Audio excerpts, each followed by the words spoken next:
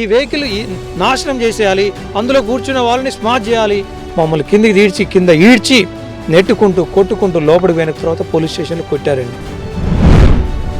ఒక్కతను కాదు 40 మందిని పోలీస్ స్టేషన్లో కొట్టడం జరిగింది. ఇదేనా బంగారు తెలంగాణ అంటే? ఇక్కడ ఉన్నది రాజశేఖర రెడ్డి గారి బిడ్డ. ఏదైతే ఏదైంది దేనికైనా తెగిద్దాం. రానున్న ఎన్నికల్లో వైఎస్ఆర్ తెలంగాణ పార్టీ జెండా ఎగరవేస్తుందనే పూర్తి స్థాయి విశ్వాసం అయితే మాకున్నది.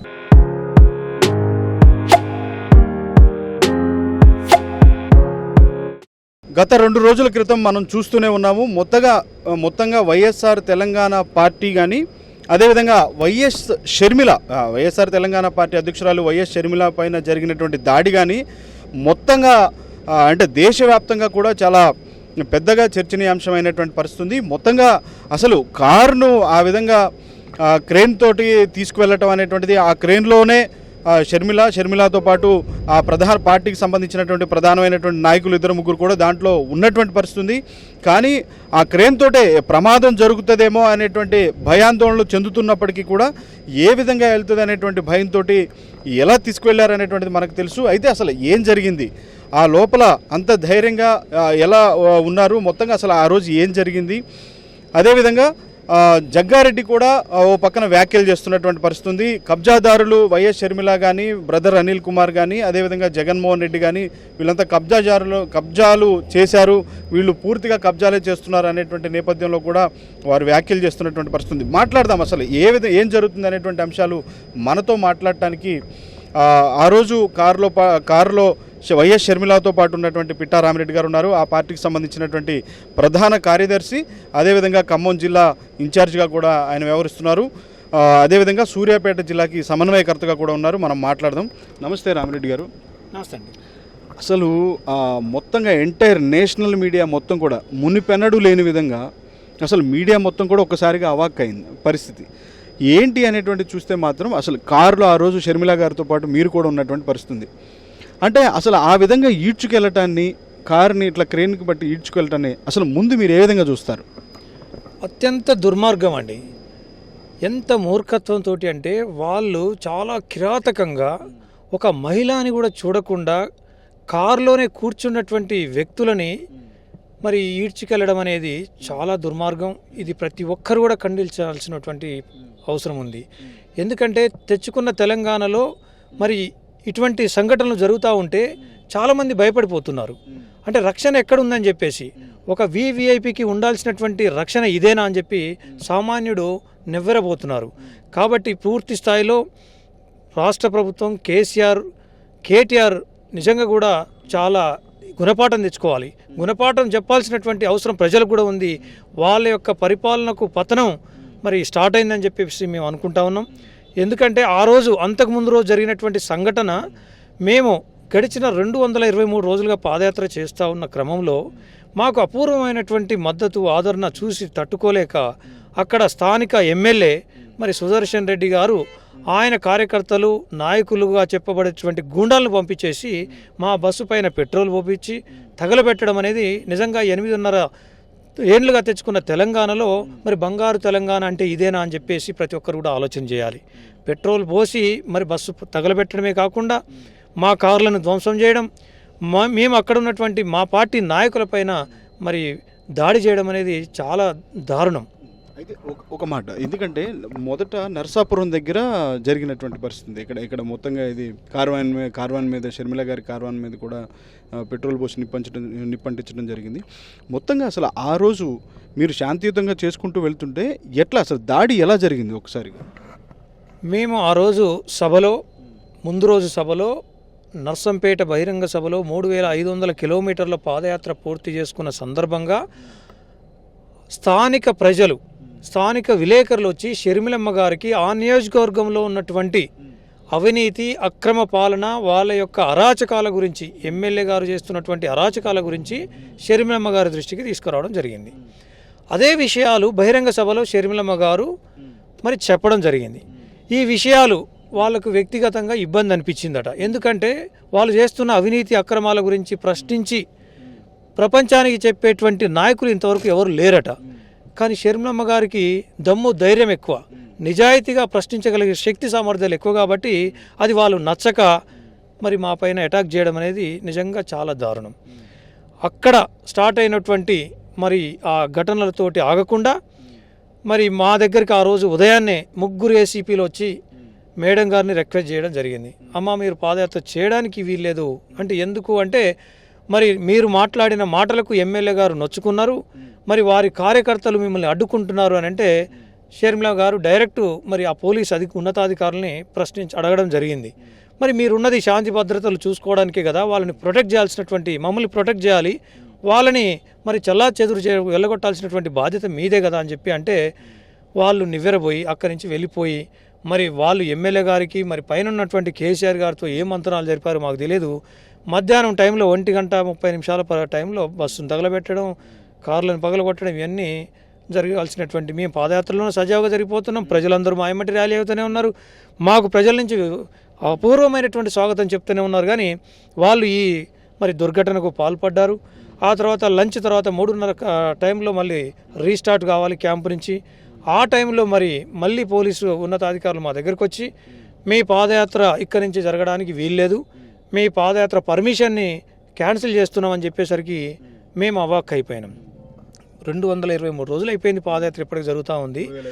3500 కిలోమీటర్లు సుదీర్ఘమైనటువంటి పాదయాత్ర ఇంత బ్రహ్మాండంగా జరుగుతున్న క్రమంలో పాదయాత్రను మేము రద్దు చేస్తున్నామని పర్మిషన్ అంటే అది ఎక్కడి న్యాయం అని చెప్పేసి మేము గట్టిగా నిలదీయడం జరిగింది. ఈలోపే వాళ్ళు అక్కడి నుంచి 200 మందిని గూండాలను తీసుకొచ్చి మా బస్సుని చుట్టుముట్టి మరి మా కార్యకర్తల్ని కొట్టడం, మా కార్లను ధ్వంసం చేయడం ఇవన్నీ కూడా చకాచకా జరిగిపోతున్నాయి.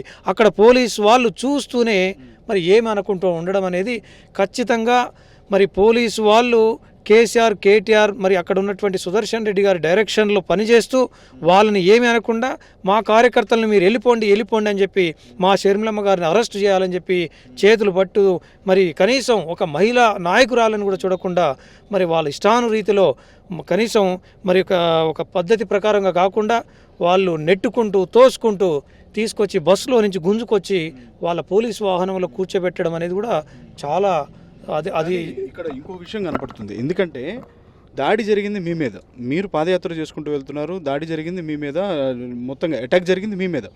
అటాక్ జరిగిన సమయంలో మిమ్మల్ని నిలవరించే ప్రయత్నం చేశారు, కానీ వాళ్ళని అక్కడ ఆన్ ది స్పాట్ అప్పటికప్పుడు అదుపులోకి తీసుకునేటువంటి ప్రయత్నం జరిగినట్టుగా లేదని మీ నాయకులు చెప్తున్నారు. అక్కడ పరిస్థితులు కూడా కొన్ని కనపడుతున్నాయి. అసలు ఇలాంటి సిచ్యువేషన్ అసలు ఎలా చూడాలి? ఎంతటి ఘోరం అంటే అక్కడ జరిగింది దాడి మా పైన, అక్కడ దాడి ఎవరు చేశారు అనేది కూడా పోలీసు వాళ్ళ సమక్షంలోనే అక్కడ 30 మంది పోలీసులు ఉన్నారు. 5 స్థానిక ఎంపీపీ చెన్నారెడ్డి 5 తీసుకొని వచ్చి 5 లీటర్ల పెట్రోల్ తీసుకొని వచ్చి మరి పెట్రోల్ పోస్తూ మంట పెడుతున్న క్రమంలో అక్కడ పోలీసు వాళ్ళే ఉన్నారు. విచిత్రం ఏంటంటే కనీసం వాళ్ళని నిలువరించే ప్రయత్నం కూడా చేయలేదు. మేము తర్వాత చెప్పాము 3:30 ప్రాంతంలో కూడా ఆ ఫోటోలు వీడియోలు కూడా ఇచ్చి, సార్ ఇది జరిగింది, చేసిన వాళ్ళు ఇదే, చెట్టు చాటు నుంచి పారిపోతున్నారు, ఇవన్నీ కూడా మేము చూపిస్తే కూడా కనీసం వాళ్ళు పట్టుకునే ప్రయత్నం కూడా చేయలేదు. ఇది మేము 1:30 టైంలోనే చెప్పాం. ఆ తర్వాత 3:30 కూడా ఎవరైతే మంట పెట్టారో, దగ్ధం చేశారో, పెట్రోల్ పోసారో 3:30 ప్రాంతంలో కూడా అదే వ్యక్తులు రావడం అని అంటే ఇందులో కుట్ర ఉన్నది అని చెప్పి అనుకోకుంటే మరి ఏంటండి? ఖచ్చితంగా పోలీసు వాళ్ళే వాళ్ళని రెచ్చగొట్టి తీసుకొచ్చారు. పోలీసు వాళ్ళ ప్రమేయం ఉంది. నిజంగా పోలీసు వాళ్ళు సమన్యాయం పాటించినట్లయితే మరి అటాక్ చేస్తున్న క్రమంలో గుర్తించినటువంటి ఆ పర్సన్స్ని వాళ్ళు కనీసం అదుపులోకి తీసుకోవాలి కదా. ఆ ప్రయత్నం కూడా చేయలేదు. మళ్ళీ 3:30 ప్రాంతంలో వాళ్ళు ఎట్లా వస్తారండి? కాబట్టి ఇది ముమ్మాటికి ప్రభుత్వం పోలీసు వాళ్ళు కలిసికట్టుగా మరి షర్మిల గారి పాదయాత్ర 3500 కిలోమీటర్లు అయిపోయింది. ఈ సుదీర్ఘ పాదయాత్రలో మరి చాలా పెద్ద ఎత్తున స్పందన వస్తుంది. కాబట్టి మరి ఈ పాదయాత్రను ఎట్లా చేసైనా భంగం కలిగించాలి, ఆటంకం కలిగించి మమ్మల్ని హైదరాబాద్ తీసుకురావడం అనేది చాలా దుర్మార్గం. అదే రోజు మేము డిమాండ్ చేశాం, నిందితులను పట్టుకోవాలి, కేసులు పెట్టాలి, కఠినంగా శిక్షించాలని కూడా మేము కోరడం జరిగింది. కానీ పోలీసు వాళ్ళు మా మాటలు పట్టించుకోలేదు. ఆ తర్వాత మమ్మల్ని హైదరాబాద్కు తీసుకురావడం జరిగింది అరెస్ట్ చేసి. నెక్స్ట్ డే మేము చూసాం కనీసం నిందితులను పట్టుకొని.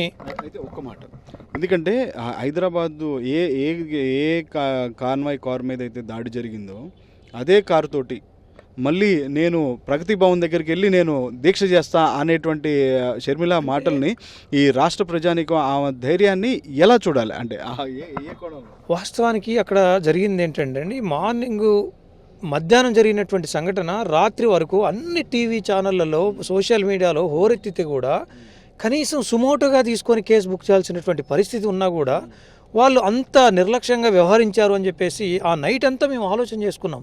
అసలు ఎక్కడున్నాం మనం? తెలంగాణలో న్యాయం జరుగుతుంది అనుకొని చెప్పి మనం ప్రతి ఒక్కరూ ఆశిస్తూ ఉంటే బంగారు తెలంగాణ అని చెప్పుకుంటున్నటువంటి కేసీఆర్ మనలాంటి వాళ్ళకి ఈ పరిస్థితి ఉంటే సామాన్యుల గురించి మహిళ అయి ఉండి మనలాంటి వాళ్ళకి న్యాయం జరిగినప్పుడు సామాన్యుల గురించి ఎవరు ఆలోచిస్తున్నారు, ఎవరు పట్టించుకోవట్లేదు కాబట్టి అని చెప్పి ఉదయాన్నే మాకు దగ్ధం చేసినటువంటి బస్సును కానీ మా వాహనాలను కానీ మరి క్యాంప్ ఆఫీస్ మీద దగ్గరికి వెళ్ళి కేసీఆర్కి కండ్లకు చూపిస్తేనైనా ఈ సమాజానికి తెలియజేస్తేనైనా అప్పుడైనా వాళ్ళని దోషులను పట్టుకుంటారు, దుండగులను పట్టుకొని కేసు పెడతారు, శిక్షిస్తారనేటువంటి ఆలోచనతో మేము ఆ వెహికల్స్ తీసుకొని క్యాంప్ ఆఫీస్కి పోయే క్రమంలో మరి షర్మిల గారు జరిగిన తీరును ఏ విధంగా కార్లు డ్యామేజ్ అయినాయి అనేటువంటిది అక్కడ సాక్ష్యాధారాలతో ప్రత్యక్షంగా చూపించడానికి మీరు వెళ్ళారు. చూపిస్తేనైనా అప్పుడైనా ఆయన కండ్లు తెరిచి ఫామ్ హౌస్లో కానీ ప్రగతి భవన్లో కానీ ఆయన చేస్తున్న పని ఏంది? నిద్రపోవడమే కదా. సచివాలయానికి రాడు, ప్రజలకు అందుబాటులో ఉండడు. కాబట్టి మేమే ఆయన దగ్గరికి వెళ్దాం అని చెప్పి ఉద్దేశంతో మేము షర్మిల గారే స్వయంగా కార్ డ్రైవ్ చేస్తూ మరి ఆలోచన చేయండి, ఒక మహిళ ఎంత ధైర్య సాహసాలు ప్రదర్శించాలి. దెబ్బలు తగిలినాయి, ఈడ్చుకుంటూ వచ్చారు పోలీసు వాళ్ళు. మరి అటువంటి పరిస్థితుల్లో మేము క్యాంప్ ఆఫీస్ దగ్గరకు వస్తూ ఉంటే పోలీసు వాళ్ళు మరి నడి రోడ్డు పైనే మా కారుకి అడ్డంగా వాళ్ళ కారు పెట్టి పోలీసు వాళ్ళని అడ్డంగా పెట్టారు. ట్రాఫిక్ అంతరాయం చేసిందే పోలీసు వాళ్ళు. పైగా మీ వల్ల ట్రాఫిక్ అంతరాయం జరిగింది అని చెప్పేసి న్యూసెన్స్ కేసులు మా పైన మోపడం అనేది కూడా చాలా సిగ్గుచేటు. ఎందుకంటే ఒక మహిళ రాజ్భవన్ రోడ్డు దగ్గర కూడా పూర్తిగా ట్రాఫిక్ జామ్ చేశారు, షర్మిల వల్లే ట్రాఫిక్ జామ్ అయింది, అందువల్లనే అదుపులోకి తీసుకోవాల్సి వచ్చింది అనేటువంటి వాళ్ళు చెప్తున్నారు. మీరేం చెప్తారు? మేము అది పెద్ద రోడ్డు అండి, పెద్ద రోడ్లో కనీసం ఒక మూడు దారులు ఉంటాయి. 3 లేన్లలో పోయేటువంటి వాహనాలు పోవడానికి 3 లేన్లలో మేము ఒక లేన్లో మా బస్సు ఉంది, బస్సు ముందర మా కారు ఉంది. మేము ఒక లైన్లలో పోతూ ఉంటే మాకు అడ్డంగా పోలీసు వాహనం పెట్టడం, మిగతా 2 లైన్లు కూడా బ్లాక్ చేసింది పోలీసు వాళ్ళు. అక్కడ వీడియోలు కూడా ఉన్నాయి, చూడండి కావాలంటే. పోలీసు వాళ్ళే ట్రాఫిక్కి అంతరాయం కలిగించారు తప్పితే మేము కానీ షర్మిలమ్మ గారు కానీ మా పార్టీ నాయకుల వల్ల ట్రాఫిక్ అంతరాయం కలగలేదు. మేము చెప్పాం, మీరు ట్రాఫిక్ క్లియర్ చేయండి, మా డెస్టినేషన్కి మేము పోతున్నాం, మీరు కూడా మాతో పని రండి, ట్రాఫిక్ అంతరాయం చేయాల్సినటువంటి అవసరం మాకు కూడా లేదు. హ్యూమన్ బీయింగ్గా మేము ఆలోచన చేస్తున్నాం తప్పి మాకు ఒకటి న్యూసెన్స్ చేయాల్సి చెప్పే ఆలోచన లేదు అంటే కూడా వాళ్ళు వినుకోకుండా ఉండడం వల్ల మీ కారు తీయండి, నేను కారు దిగుతా అన్నారు. వాస్తవానికి కారులో కూర్చోవాల్సినటువంటి పరిస్థితి ఎందుకు వచ్చింది అని అంటే పోలీసు వాళ్ళు వెహికల్ అడ్డం పెట్టి ట్రాఫిక్ అంతరాయం క్రియేట్ చేశారు. మీరు ఆ కారు తీయండి, నేను దిగుతాను అని చెప్పారు. కానీ మమ్మల్ని అడ్డం పెట్టిన కారు తీయాలి కదా, ట్రాఫిక్ జామ్ అవుతుంది. మమ్మల్ని ఎంతసేపటికి మీరు కారు దిగండి అని చెప్పి అద్దాలు కొట్టడం, మరో ప్రయత్నం చేయడం చేశారు తప్పితే మరి ఎదురుగా ఉన్న కారు తీయాలనే కొంచెం ఇంకితం అన్న ఉండాలి కదా వాళ్ళకి. వాళ్ళు తీయకపోవడం వల్ల మేము అట్లే కారులో కూర్చోవడం వల్ల మరి వాళ్ళు టోయింగ్ వెహికల్ తీసుకొచ్చి మమ్మల్ని బలవంతంగా మరి పోలీస్ స్టేషన్కి తీసుకెళ్లాల్సినటువంటి పరిస్థితి ఏమొచ్చిందండి? షర్మిల గారు కానీ వైఎస్ఆర్ తెలంగాణ పార్టీ నాయకులు ఏం తప్పు చేశారండి? ఇది అన్యాయం కాదా సార్? ఆ రోజు మీరు షర్మిల గారితో కారులోనే ఉన్నారు, ఆ క్రెయిన్ తీసుకొచ్చి లిఫ్ట్ చేసుకెళ్ళేటప్పుడు. కానీ ఆ టైంలో ముందుకి వెనక్కి కారు ముందుకి వెనక్కి అది బ్రేక్ వేసినప్పుడల్లా ముందుకి వెనక్కి వెళ్తూ ఉంది. సడన్గా ఒక విఐపి ఓ ముఖ్యమంత్రి గారి అమ్మాయి. ముఖ్యమైన విషయం చెప్పాలి, మీరేమో బ్రేక్ వేసినప్పుడని మీరు అంతగా ఆలోచన చేస్తున్నారు, చాలా థ్యాంక్స్. మీరు అంటే బ్రేక్ వేస్తేనే కాకుండా వాళ్ళు కావాలని చెప్పే అధిక బ్రేకులు వేయడము, జంపింగ్లు ఇవ్వడము, అంటే అట్లనైనా వీళ్ళు షేక్ అయిపోయి భయానికి గురై డోర్ ఓపెన్ చేస్తారనే ప్రయత్నం కూడా మూర్ఖపు ఆలోచన చేశారండి. మమ్మల్ని అక్కడ రాజ్భవన్ రోడ్డు నుంచి ఎస్ఆర్ నగర్ వరకు మీరు వీడియోలు చూడండి, దాదాపుగా ఒక 50-60 సార్లు కటింగ్లు కొట్టడం. ఇది అన్యాయం కాదండి? ముందుకు వెనక్కి పోతుంటే కనీసం వాళ్ళకి ఎలా అంటే ఈ వెహికల్ నాశనం చేసేయాలి, అందులో కూర్చున్న వాళ్ళని స్మార్ట్ చేయాలి, భయాందోళనకు గురి చేశారు వాళ్ళు. మొక్కవని ధైర్యంతో షర్మిలమ్మ గారు మీ అందరూ అట్లే ఉన్నాం. ఏదైతే అదైంది, మనం తప్పు చేయలేదు. మన పోరాటం ప్రజల సమస్యల పైన, గవర్నమెంట్కి బుద్ధి రావాలని చెప్పి. ఇదెక్కడే న్యాయం? మనల్ని కారులోనే తీర్చుకుపోతున్నారు. అయితే అయిందని చెప్పేసి మేము పోలీస్ స్టేషన్లకు పోయాం. పోలీస్ స్టేషన్కి పోయిన తర్వాత వాళ్ళు వారి యొక్క ప్రతాపాన్ని ఎట్లా చూపించారో తెలుసా అండి?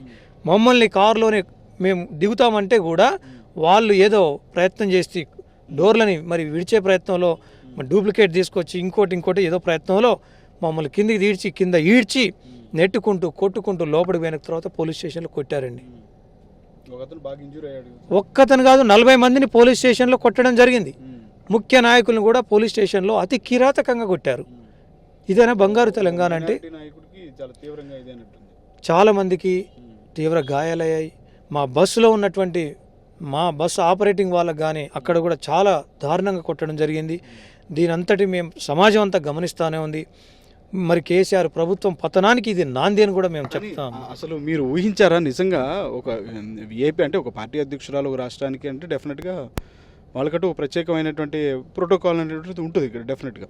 బట్ అట్లా అసలు ఆ వెహికల్ని అలా లిఫ్ట్ చేసి తీసుకువెళ్తారని మీరు ఊహించారా? మేము ఊహించలేము. మేము షాక్కి గురి అయిపోయాం. ఎందుకంటే మేము కేసీఆర్ గారి దృష్టికి తీసుకురావాలి, కళ్ళకు చూపించాలనుకున్న మా వాహనాలని ఇంకా అత్యంత దారుణంగా కారులో కూర్చుంటే కూడా రక్షణ లేకుండా మమ్మల్ని ఈడ్చుకెళ్ళడం అని అంటే ఎలా ఊహించగలుగుతామండి? మేము షాక్కు గురయ్యాం, లిటరల్గా షాక్కు గురయ్యాం. ఎందుకంటే హైదరాబాదు నడిబొడ్డున మాకు రక్షణ ఉంటుంది అనుకున్నాం. మాకు రక్షణ లేక మమ్మల్ని 60-70 సార్లు షేక్ చేసుకుంటూ మరి మాకు అంతటువంటి అలజడి సృష్టించినటువంటి ఈ పోలీసు వాళ్ళకి తప్పకుండా మరి రానున్న రోజుల్లో ఈ కేసీఆర్ ప్రభుత్వం పడిపోతుంది. పోలీసులు కూడా వారి ప్రవర్తనలో మార్పులు రావాలని చెప్పి కూడా మేము కోరుతా ఉన్నాం. అట్లా కారులో వెళ్ళేటప్పుడు మేము లిఫ్ట్ చేస్తారని మీరు ఊహించలేదు. ఇక కారు క్రేన్తో లిఫ్ట్ చేశారు. లిఫ్ట్ చేసినప్పుడు మీరున్నారు, మేడం తోటి మీరున్నారు. అప్పుడు మీ అధ్యక్షురాలు షర్మిల గారు అసలు మీకు ఎలాంటి, ఇప్పుడు ఆ పిఆర్ఓ కానీ మీకు కానీ మీతో పాటు ఇంకా ఉన్నటువంటి ఇంకో వన్ పర్సన్ ఎవరు ఉన్నారు, అసలు మీకు ముందు ఏమని చెప్పారు? ఆవిడ ఎలాంటి ధైర్యం చెప్పారు? కారులో పోతా ఉంటే లిఫ్ట్ చేసేటప్పుడు అన్న ఏం కాదు, మనం ఇట్లే కూర్చుందాం, మనం తప్పు చేయలేదు, మనం కేసీఆర్కి చూపించాలనుకున్నాము పగిలిన కారుని కానీ బస్సును కానీ పోలీసు వాళ్ళు ఇంత మూర్ఖంగా ఇంత దౌర్జన్యంగా మన కారుని లిఫ్ట్ చేసుకుంటూ పోతున్నారు. మీరు ధైర్యంగా ఉండండి, మనం ధైర్యంగానే ఎదుర్కొందాం, ఏమీ కాదు అనేటువంటి ధైర్యాన్ని మాకు నూరిపోసారు మా నాయకురాలు. అమ్మ పోతుంటే వాళ్ళు కావాలని ఇంకేదో క్రియేట్ చేసే అవకాశం ఉంటుందంటే ఏం కాదన్నా మీరు ధైర్యంగా ఉండని చెప్పేసి నాయకురాలు మాకు చాలా ధైర్యాన్ని కల్పించారు. ఆ ధైర్యమే మమ్మల్ని ముందుకు తీసుకెళ్ళింది. కానీ అట్లా వెళ్ళేటప్పుడు ఆ క్షణంలో అప్పటికప్పుడు ఎస్ మనం దీంట్లోనే కూర్చుందాము, ఎట్లానే కారు ఎంతో దూరం ఈడ్చుకుపోనివ్వండి అని షర్మిల గారు ఆ మాట అన్నప్పుడు అసలు మీకు ఏమనిపించింది? మేము పోరాటాలు చేయడానికి డిసైడ్ అయి ఉన్నాం, ప్రజల సమస్యల కోసమే ఫైట్ చేస్తున్నాం కాబట్టి ఏదైతే ఏదైంది దేనికైనా తెగిద్దాం అని చెప్పి మాత్రం డిసైడ్ అయిపోయాం. మా నాయకురాలు ఆ మాట చెప్పడంతో మేము ఏదైనా మా నాయకురాలి బాటలో మేము నడుస్తాం కాబట్టి మేము ఫిక్స్ అయిపోయినాం. వాళ్ళు సరూర్ నగర్ ఎస్ఆర్ నగరే అనుకున్నాడు, ఎంత దూరం పోయినా కూడా పర్వాలేదు, మనం తెగింపుకే సిద్ధమైపోయినాం, మనం తప్పు చేయలేదు, ప్రజల కోసం ఎందాకైనా పోదామని చెప్పేసి మాత్రం అనుకున్నాం. కానీ ఒక్కసారిగా షర్మిల గారు అంత ప్రదర్శించినటువంటి ధైర్య సాహసం కానీ ఆ తెగింపును కానీ ఒక్కసారిగా రాష్ట్ర వ్యాప్తంగానే కాదు దేశవ్యాప్తంగా కూడా సంచలనం అవడంతో పాటు అసలు ఇట్లా తీసుకెళ్ళడం ఇది తప్పు చర్య అనేటువంటిది ప్రతి చోట నుంచి ఖండన వచ్చింది.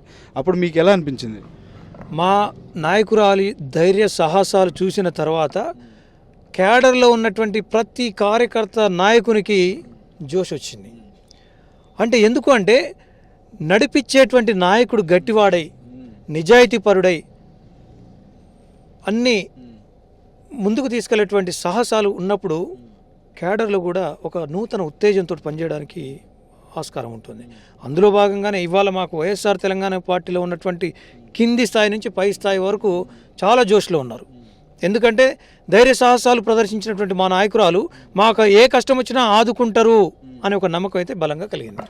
కానీ ఇప్పుడు యాక్చువల్గా వైఎస్ఆర్ తెలంగాణ పార్టీ ప్రారంభించి కూడా దగ్గర సంవత్సరంన్నరగా వస్తుంది. ఈ టైంలో ఒక పసికోనగానే వైఎస్ఆర్ తెలంగాణ పార్టీ ఆమె ఎందుకు వచ్చింది ఈడికి, లేకపోతే ఈడ ఎందుకు తిరుగుతుంది, పని పాట లేకుండా తిరుగుతుందా, పాదయాత్రలు ఎందుకు చేస్తుంది, దీక్షలు ఎందుకు చేస్తుంది, ఇలాంటి వ్యాఖ్యలన్నీ కూడా ఇతర పార్టీ నేతల నుంచి, అంటే మీకు అది కాంగ్రెస్ పార్టీ కావచ్చు, బీజేపీ పార్టీ కావచ్చు, టీఆర్ఎస్ పార్టీ కావచ్చు, ఇట్లా కొన్ని రకాలైన కొంతమంది మంత్రులు కొన్ని వాళ్ళ ఇది దాటి కొంత ఇబ్బంది కలిగేటువంటి పదజాలంతో కూడా మాట్లాడినటువంటి పరిస్థితులు ఉన్నాయి.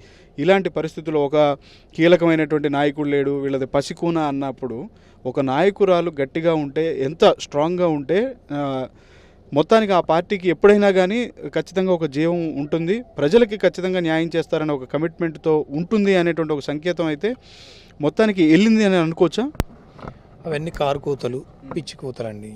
ఎందుకంటే షర్మిలమ్మ గారు మొక్కవోని ధైర్యంతో, ధైర్య సాహసాలతోటి, ఒక ఆత్మవిశ్వాసంతో పార్టీ పెట్టిన రోజే తెలుసు ఇది ఒక ముళ్ళబాటే, ఎన్నో కష్టాలు ఉంటాయి, ఇవన్నీ ఎదుర్కొని దాటుకొని వెళ్ళాల్సి ఉంటుంది అని చెప్పేసి షర్మిలమ్మ గారికి పూర్తి క్లారిటీగానే ఉంది. ఒక పెద్ద నాయకుడు వస్తాడనో ఇంకో పార్టీ సపోర్ట్ ఇస్తుందనో ఏ రోజు అనుకోలేదు. తను నమ్మిన సిద్ధాంతం ఒకటే. గతంలో 100% కార్యకర్తలనే నాయకులు తయారు చేసుకుంటానని డే 1 చెప్పారు. ఆ రోజు రాజశేఖర రెడ్డి గారు సంక్షేమ పాలన తీసుకురావడమే నా ధ్యేయం అని చెప్పారు.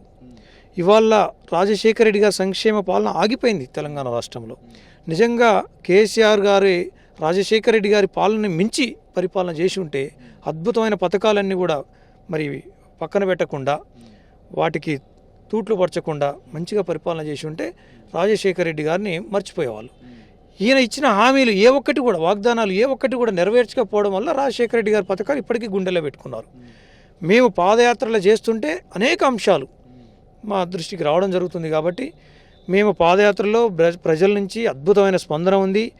మాకు కార్యకర్తలు చాలా బాగా తయారవుతున్నారు. నాయకులనిగా వాళ్ళని తయారు చేసుకునేటువంటి అవకాశం కూడా ఉంది. కాబట్టి మేము పసికూన లెక్క ఉన్నా కూడా ఈ రోజున మా పరిస్థితి ఏందో, మరి ఎవరైతే పసికూనలు అన్నటువంటి మాటలు మాట్లాడారో మరి ఇవాళ వైఎస్ఆర్ తెలంగాణ పార్టీ ఏంటి అని చెప్పేసి ఒక్కసారి అదే నాయకులను అడిగితే బాగుంటుంది. మా ప్రయాణం అయితే చాప కింద నీరులా కొనసాగుతుంది. ఎందుకంటే ప్రజల్లో వస్తున్న స్పందనే రేపు ఖచ్చితంగా మమ్మల్ని గెలుపు తీరాలకు తీసుకుపోతున్న దాంట్లో ఎటువంటి అతిశయోక్తి లేదు. రాజశేఖర రెడ్డి గారి బిడ్డగా రాజశేఖర రెడ్డి గారి లెగసీ మాకున్నది. ఇవాళ ఎక్కడికి వెళ్ళినా కూడా ప్రజలు బ్రహ్మరథం పడుతున్నారు. రానున్న ఎన్నికల్లో వైఎస్ఆర్ తెలంగాణ పార్టీ జెండా ఎగరవేస్తుందనే పూర్తి స్థాయి విశ్వాసం అయితే మాకున్నది. అయితే ఇంకొక విషయం, మొత్తంగా చూస్తే మాత్రం ఇప్పుడు మీ క్యాడర్ మొత్తం కూడా అసలు ఏదో పార్టీ పెట్టింది, షర్మిలమ్మ పార్టీ పెట్టింది, ఏం చేస్తుందోలే, సరే ఏదో ఇది చేస్తుందేమో అని అనుకున్నారు. కానీ ఒక్కసారిగా క్యాడర్లో మొత్తం జోష్ వచ్చినట్టయితే అసలు క్యాడర్ మొత్తం ఏమంటుంది సార్ ఆ రోజు జరిగినటువంటి పరిణామం నుంచి? మేము పార్టీ పెడతాము అని చెప్పేసి ఎప్పుడైతే ఫిబ్రవరి 9వ తారీఖు నాడు మేడం బయటకు వచ్చి 2021 సంవత్సరంలో చెప్పడంతో గడిచిన 1.5 ఇయర్లలో రాని జోష్ అంతా కూడా ఒకేసారి గడిచిన ఒక 3-4 రోజుల నుంచి పరిణామాలతోటి క్యాడర్లో రెట్టింపు ఉత్సాహమే కాదు, వాళ్ళలో ఇప్పటివరకు మేము కొంత స్తబ్దుగా ఉన్నటువంటి నాయకుల్లో కూడా అయ్యో మేము ఇంత టైం వేస్ట్ చేసుకున్నామా, గట్టిగా పనిచేయాలి, పార్టీని బలోపేతం చేయాలి అంటే ఒక నియోజకవర్గ స్థాయి లీడరు ఇన్ఛార్జ్ అయితే కనుక మండల స్థాయిలో పటిష్టం చేయాలని, మండల లీడర్ అయితే కనుక గ్రామ స్థాయిలో పటిష్టం చేయాలని చెప్పి ఏ పార్టీకి ఆ పార్టీకి ఏర్పాట్లు చేసుకోవడం, వాళ్ళంతటి వాళ్ళకి సెల్ఫ్ మోటివేషన్ మాత్రం చాలా బాగా జరిగింది. కానీ మిమ్మల్ని ఇప్పుడు అంటే మీ పార్టీని చూస్తే మాత్రం వైఎస్ షర్మిల అంటే బీజేపీ వదిలిన బాణం అనేటువంటి వ్యాఖ్యలు ఇటు చాలామంది నాయకులు చేస్తున్నటువంటి పరిస్థితి, దాన్ని మీరేం సమాధానం చెప్తారు? ఎట్లా బీజేపీ వదిలిన బాణం అవుతుందో నాకు ఇంతకు అర్థం కాని విషయం. ఎందుకంటే నిన్న కూడా పెద్దలు మండలి చైర్మన్ సుఖేందర్ రెడ్డి గారు ఉండి సమైక్యవాదాన్ని తీసుకొచ్చారు. ఇవన్నీ కూడా అర్థం లేని పని. వాళ్ళు ఏజ్కైనా సరే వాళ్ళ రాజకీయ అనుభవంతో అయినా కొంచెం ఆలోచన చేసి మాట్లాడాలి కదా. అసలు బీజేపీ వదిలిన బాణం ఎట్లయితే చెప్పండి. మేము బీజేపీతో అసలు ఎలా కలుస్తామని చెప్పి అనుకుంటున్నారో కూడా మాకు ఏం అర్థం కాని పరిస్థితి. మేము ప్రతి సభలో కూడా మరి బయ్యారం స్టీల్ ఫ్యాక్టరీ ఏమైంది, కాజీపేట కోజి ఫ్యాక్టరీ ఏమైంది, నువ్వు ఇస్తాన్న 2 కోట్ల ఉద్యోగాల సంగతి ఏంది అని చెప్పి ఎప్పటికప్పుడు మేము నిలదీస్తూనే ఉన్నాం కదా. కాకపోతే ఇక్కడ రాష్ట్ర ప్రభుత్వం అధికారంలో ఉన్నటువంటి టీఆర్ఎస్ పైన డెఫినెట్గా మా దాడి అనేది ఎప్పటికీ ఉంటుంది. ఎందుకంటే వాళ్ళు ప్రజలకు ఇచ్చినటువంటి వాగ్దానాలు నెరవేర్చకుండా ఉన్నారు కాబట్టి ఎక్కువ పథకాలు హామీలు కూడా టీఆర్ఎస్ పార్టీ కాబట్టి ఆటోమేటిక్గా మా విమర్శలైనా సరే టీఆర్ఎస్ పార్టీ పైన ఉండడం, మరి బీజేపీ పైన కొద్దిగా కాస్త తక్కువనే ఉంటాయి. ఎందుకంటే కేంద్ర ప్రభుత్వం కాదు కదా, నిత్యం రాష్ట్ర ప్రభుత్వం ఈ రాష్ట్రాన్ని పరిపాలించేది కాబట్టి అంతగా అర్థం చేసుకోలేని అజ్ఞానంతో మాట్లాడుతున్నటువంటి వీళ్లకు మరి రానున్న రోజుల్లోనే సమాధానం మరి ప్రజలే చెప్తారు. మాకు బీజేపీతో కానీ టీఆర్ఎస్తో కానీ కాంగ్రెస్తో కానీ మరి ఏ ఇతర పార్టీలతో కానీ ఎటువంటి లాలూచి రాజకీయాలు చేయాల్సినటువంటి అవసరం షర్మిల గారికి లేదు. ఇక్కడ ఉన్నది రాజశేఖర రెడ్డి గారి బిడ్డ. అధికారం తెలియంది కాదు, రాజకీయం తెలియంది కాదు, అన్నీ చూసి వచ్చినటువంటి బిడ్డ రాజశేఖర రెడ్డి గారి బిడ్డ. సొంతంగా తెలంగాణ ప్రజలు ఇబ్బందుల్లో, కష్టాల్లో, బాధల్లో ఉన్నారు కాబట్టి మళ్ళీ గతంలో రాజశేఖర రెడ్డి గారి పరిపాలనతోటి ఇక్కడ ఉన్నటువంటి నిరుత్సాహంగా ఉన్నటువంటి, అసంతృప్తిగా ఉన్నటువంటి ప్రజలను ఉత్తేజపరిచి మళ్ళీ అటువంటి పాలన తీసుకురావడమే ఏకైక ధ్యేయంతో ఈరోజు పార్టీ పెట్టడం జరిగింది. మరోపక్క కాంగ్రెస్ ఎమ్మెల్యే జగ్గారెడ్డి కూడా చాలా నిన్న తీవ్ర వ్యాఖ్యలు చేశారు. బ్రదర్ అనిల్ కానీ, జగన్మోహన్ రెడ్డి కానీ, షర్మిలారెడ్డి కానీ వీళ్ళంతా కూడా కబ్జాదారులు, వీళ్ళకి మాట్లాడేటువంటి అర్హత ఎక్కడుంది అనేటువంటి స్థాయిలో మాట్లాడుతున్నారు. నిజంగా నీచ నికృష్టుడు జగ్గారెడ్డి. ఎందుకంటే అసలు ఆయన ఇప్పుడు ఏ పార్టీలో ఉన్నాడో కూడా ఎవరికి అర్థం కావట్లేదు. ఒకరోజు టీఆర్ఎస్ అంటాడు, ఒకరోజు కాంగ్రెస్ అంటాడు, ఒకరోజు బీజేపీ అంటాడు. గతంలో ఆయన మారిన పార్టీలు ఏమైనా ఉన్నాయా? మరి ఆయనే చెప్పాలా, జగ్గారెడ్డి గారే. మరి పాస్పోర్ట్ దొంగలు లాంటి వాళ్ళతో కూడా ఈరోజు మేము మాట్లాడాల్సినటువంటి పరిస్థితి వస్తుందని చెప్పి మేము ఎప్పుడూ అనుకోలేదు. ఎందుకంటే అసలు ఆయన చేస్తున్నది ఏందో, ఆయన మాట్లాడుతున్న భాష ఏందో, ఎందుకు అలా మాట్లాడుతున్నాడో, ఎవరు మాట్లాడిస్తున్నారో మరి ఈ పార్టీకి ప్రజలందరూ కూడా తెలిసిపోతూనే ఉంది. ఇవాళ ఆయన కాంగ్రెస్ పార్టీలో ఉండి టీఆర్ఎస్ పార్టీకి అనుకూలంగా మాట్లాడడం అంటే మరి అది ఎంత దౌర్భాగ్యం అండి. ఆయన టీఆర్ఎస్ పార్టీలో పోవాలనుకుంటున్నాడు, మరి డైరెక్ట్ టీఆర్ఎస్ పార్టీ కండ కప్పుకుంటే అయిపోతుంది కదా. మరి టీఆర్ఎస్ పార్టీలో కాంగ్రెస్ పార్టీలను వండుకుంటూ కాంగ్రెస్ పార్టీలపైన విమర్శలు చేస్తూ మరి ఈ రోజున రాజశేఖర రెడ్డి గారి బిడ్డ వస్తే ఆయన కాన్స్టిట్యున్సీకి పోయి అక్కడ ఉన్నటువంటి సమస్యలన్నీ అక్కడ ప్రజానికం దృష్టికి తీసుకొస్తే సభలో మాట్లాడితే ఆ రోజు నుంచి మా పైన అటాకింగ్ మొదలుపెట్టాడు. మేము అడుగుతున్నాం జగ్గారెడ్డి గారిని, జగ్గారెడ్డి గారు నిజంగా మీరు నీతిమాలిన రాజకీయాలు చేస్తే, మీకే స్థిరత్వం ఉంటే పార్టీలు మారాల్సినటువంటి అవసరం ఏముంది?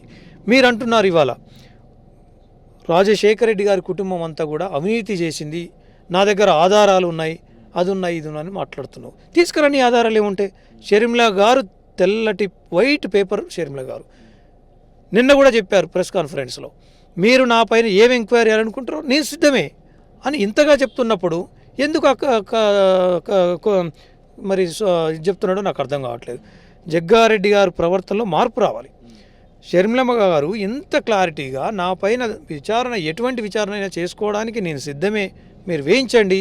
ఎట్ ద సేమ్ టైం గవర్నమెంట్లో ఉన్నటువంటి మంత్రులు, ఎమ్మెల్యేలు అవినీతి ఎవరైతే చేశారో వాళ్ళపైన కూడా ఎంక్వైరీ మేము అడుగుతున్నాం. మరి దానికి నువ్వు కట్టుబడి ఉన్నావా? నీ పైన కూడా నీవు ఎంక్వైరీ కోరు, అప్పుడు నీ నిజాయితీ ఏందో బయటకు వస్తుంది. అదేమీ మాట్లాడకుండా సొల్లు కబర్లు ఎందుకు మాట్లాడడం, టైం వేస్ట్. అయితే చివరిగా మొత్తంగా మీ మీద ఇప్పుడు పూర్తి స్థాయిలో అటెన్షన్ అయితే క్రియేట్ అయినటువంటి పరిస్థితి. మరి పాదయాత్ర ఏమో ఎల్లుండి నుంచి కొనసాగించబోతున్నారు, మరో 2 రోజుల్లో పాదయాత్ర మళ్ళీ కొనసాగించబోతున్నారు, తర్వాత బస్సు యాత్రలు చేయబోతున్నారు. మరి మీ పాదయాత్ర కొనసాగుతుంది అని అయితే అనుకుంటున్నారా? మేమైతే కొనసాగుతుంది అని అనుకుంటున్నాం. కానీ ప్రభుత్వంలో ఉన్నటువంటి పెద్దలు కానీ టీఆర్ఎస్ పార్టీ బలంగా అనుకొని ఇక ఈ రాష్ట్రంలో మనకు ప్రత్యామ్నాయం వైఎస్ఆర్టీపీనే అనుకొని ఎట్టి పరిస్థితుల్లోనైనా చేయడానికి వీల్లేదని చెప్పి గుండాలు రోడ్ల మీదకి వచ్చి ఏదైనా బీభత్సం సృష్టించాలనుకొని పోలీసు వాళ్ళు కూడా వాళ్లకు సహకరిస్తూ మరి వ్యవహారం కనుక చేస్తున్నట్టుగా మాకు ఉన్నటువంటి సమాచారం. అదే జరిగినట్లయితే కనుక మేము ధీటుగా ఎదుర్కోవడానికి కూడా మేము సిద్ధపడి ఉన్నాం. మేము ఏదేమైనప్పటికీ ప్రజల సమస్యలపైన పోరాటం చేస్తూనే ఉంటాం. ప్రజలంతా మా వైపే ఉన్నారు కాబట్టి మేము ఎక్కడ రాజీ పడకుండా మా పాదయాత్ర సుదీర్ఘంగా కొనసాగిస్తూనే ఉంటాం. గడిచిన కొద్ది రోజులుగా చూస్తూ ఉంటే ఈ వ్యవహారం అంతటి కూడా కనీసం మేము మాట్లాడుతున్న ఫోన్లను కూడా వాళ్ళు ట్యాప్ చేస్తున్నట్టుగా మా దృష్టికి వస్తూ ఉంది. ఇది చాలా అన్యాయం. కనీసం ఈరోజు రాష్ట్రంలో కాంగ్రెస్ పార్టీ కానీ బీజేపీ పార్టీ కానీ నిమ్మకు నీరెత్తినట్లుగా వ్యవహరిస్తుంటే ఇవాళ మా మహిళా నాయకురాల ఉండి కూడా మరి మొక్కవని దీక్షతో పోరాటం చేస్తూ ఉంటే పక్కనున్నటువంటి మా లాంటి వాళ్ళని కూడా ఫోన్లు ట్యాప్ చేయడం అనేది నీచాతి నీచం. కాబట్టి వాళ్ళు ఎన్ని ఎత్తుగడలు వేసినా కూడా మేము పాదయాత్ర కంటిన్యూ చేస్తూ ఉంటాం. వాళ్ళు ఎన్ని ఆటంకాలు సృష్టించినా మాలో రాజీ అనేది లేదు. తప్పకుండా రాజశేఖర రెడ్డి గారి దీవెనలతోటి పైన దేవుడు ఉన్నాడు, ప్రజలు ఉన్నారు, మా వైపు చూస్తున్నారు. నిరుద్యోగుల పూర్తి సహకారం మా వైపు ఉన్నది కాబట్టి మేము ధైర్యంగా ఎదుర్కొంటాం. మొత్తంగా చూసినట్లయితే మాత్రం ఖచ్చితంగా ఆ రోజు కేవలం ఆ కార్లు ధ్వంసమైనటువంటి ఏ విధంగా కార్లను ధ్వంసం చేశారు అన్యాయంగా, దుర్మార్గంగా, ఆ కార్లను చూపించడానికే ప్రగతి భవన్ దగ్గరికి వెళ్తే దాన్ని అనవసరమైనటువంటి రాద్ధాంతో క్రియేట్ చేసేటువంటి ప్రయత్నం చేశారు. ఆ విధంగా క్రెయిన్లో తీసుకెళ్ళడం బాధాకరం అని చెప్తున్నారు పిఠారామిరెడ్డి. అదేవిధంగా ఎన్ని ఆటంకాలు వచ్చినా కానీ ఖచ్చితంగా పాదయాత్ర మాత్రం కొనసాగించి తీరుతాము అనేటువంటిది అయితే చాలా ఒక ధీమాని అయితే పిఠారామిరెడ్డి వ్యక్తం చేస్తున్నటువంటి పరిస్థితి. ఇది పిఠారామిరెడ్డి గారితో face to face. Video journalist అంజీతో తేజ, ఆద్య టీవీ, హైదరాబాద్.